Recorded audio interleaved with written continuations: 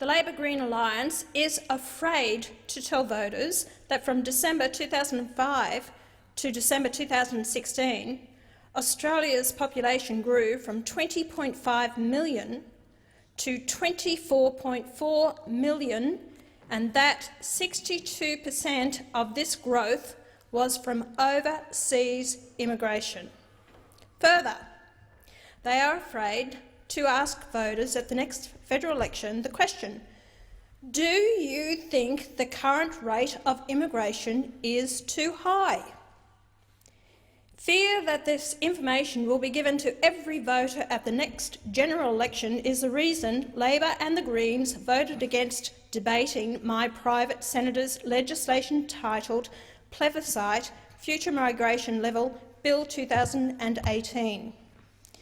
We know voters are concerned about the level of immigration and the pace of population growth. But what is less well known is that Labor and their partners, the Australian Greens, need very high levels of immigration for their political future. Labor holds all the seats where the overseas-born population is above 50% and heading for 60%. Labor holds the vast majority of seats where the overseas-born population is above 40% and heading for 50%. These electorates are close to Sydney and Melbourne. How does the government expect new migrants to learn about Australian values and Australian law when everyone around them was born overseas?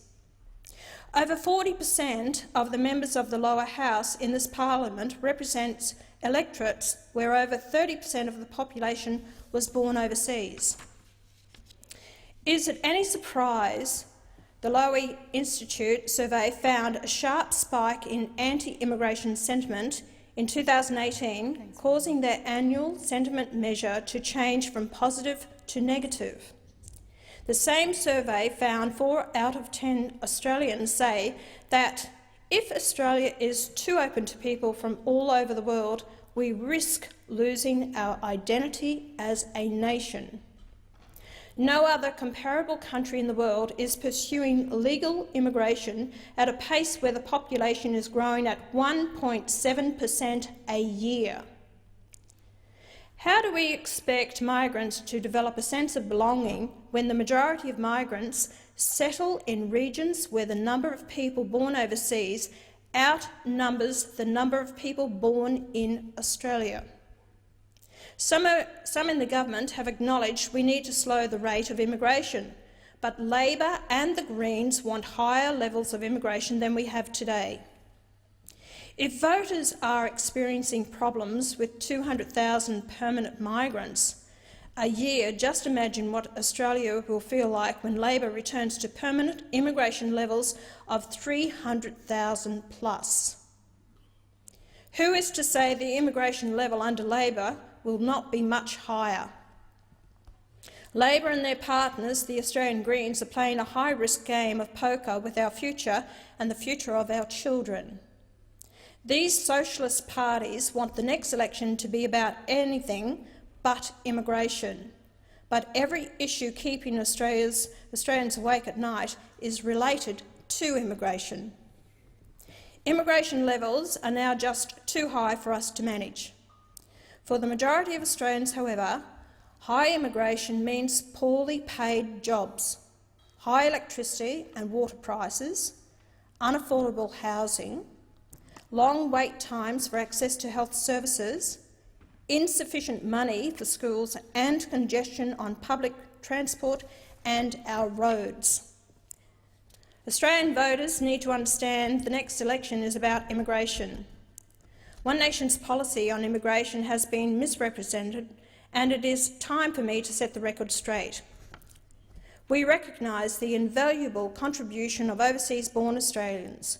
We have enriched our culture, committed to our values, our law, our political institutions and the equality of the sexes, and I thank them. When migrants come to embrace our way of life and not to change it, the contribution of migrants and their families to Australia is undeniable.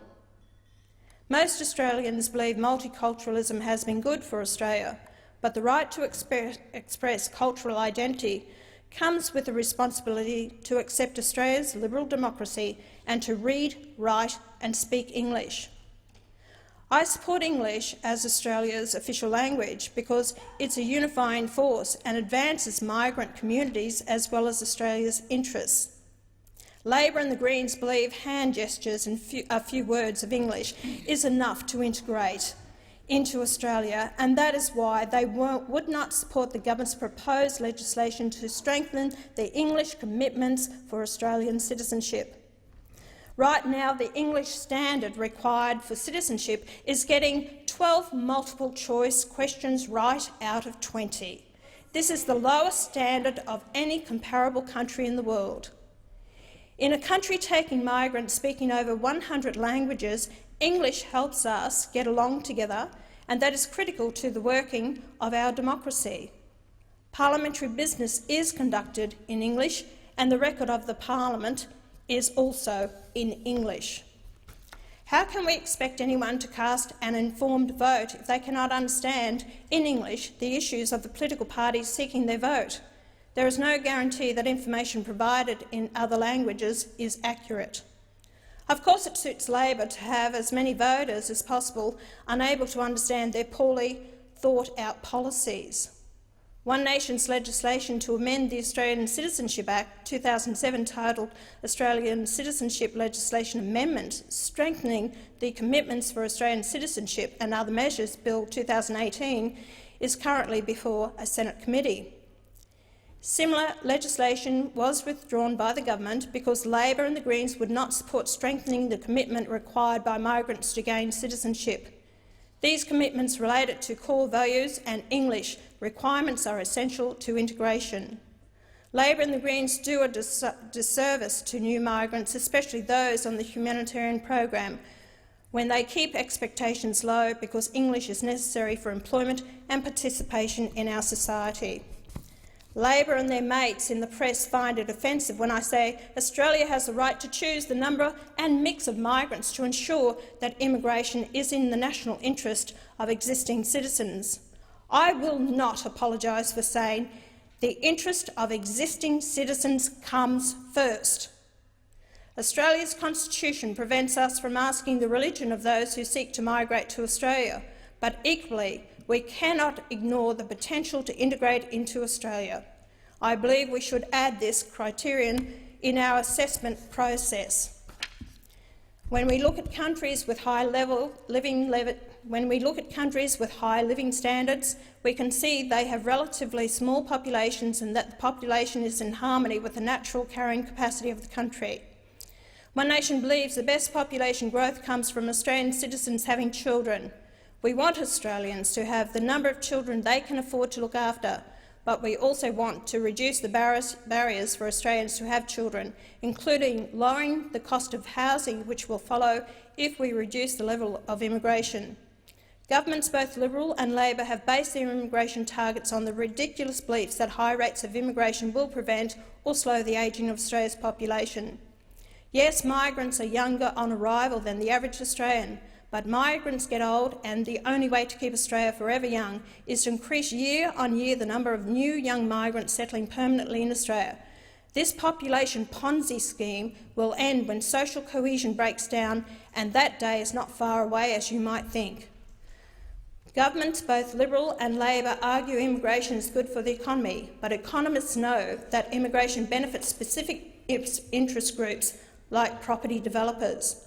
In the short term, immigration reduces per capita income, which is why wage growth has been low and will stay low. In 1945, we were short of labour, and it was thought we needed to be a much bigger population to defend ourselves. But today we are a population of 25 million people, and there is no need to have the highest level of legal immigration in the world.